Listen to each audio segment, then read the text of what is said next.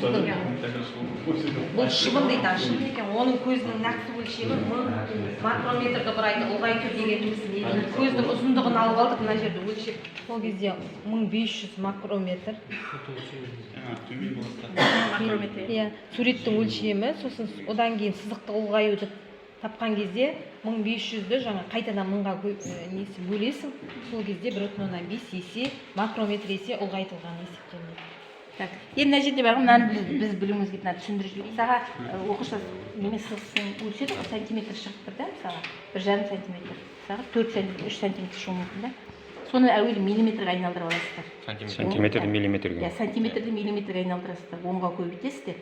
Сол шыққан санды 1000-ға көбейтесіздер. Сонда ол микрометр шығады. Сол микрометрден шыққан 1000-ға көбейтесіздер. Сонда нанометр шығады.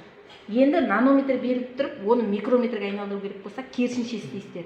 Нанометрді 1000-ға бөлесіздер, одан шыққан санды тағы 1000-ға бөлесіздер, одан шыққан санды бүйтіп керісінше бөлесіздер. Бөлген сайын ұлғая береді сонда. Енді мынау сол тасымада, мысалға, мында беріліп тұр, нақты өлшем беріліп тұр.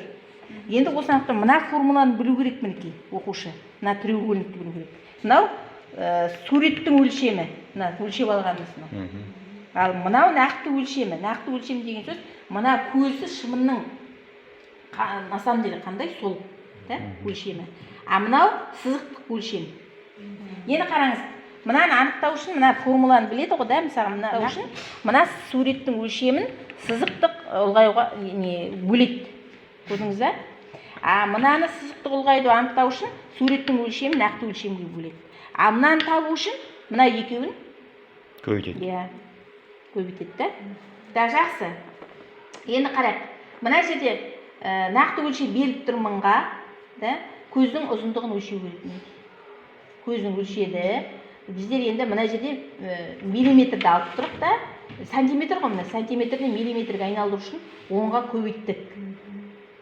Көбейткені ғой да мына? Әлде сразу сантиметр жазып қоймын. Иә, мынаны неге 10-ға көбейтеміз? Көбейткенді микрометрге айналдыру үшін 1000-ға, мынау көрдіңіз ғой да? 1000-ға көбейттік, микрометр шықты. Сол кезде мына суреттің өлшемі шығады. Көрдіңіз да? Яғни мына суреттің өлшемінің микрометрі мөлшері. Енді оны сызықтық ұлғаюын табу үшін, мінекей мынау сызықтық ұлғаю, оны табу үшін формуладан көрдіңіздер ме? Суреттің өлшемі нақты өлшемге бөлеміз.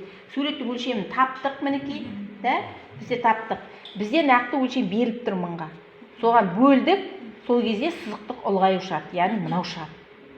Көрдіңіз ғой да? Міне.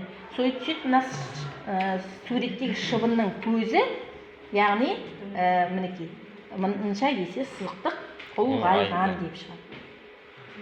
Мына формуланы білу керек.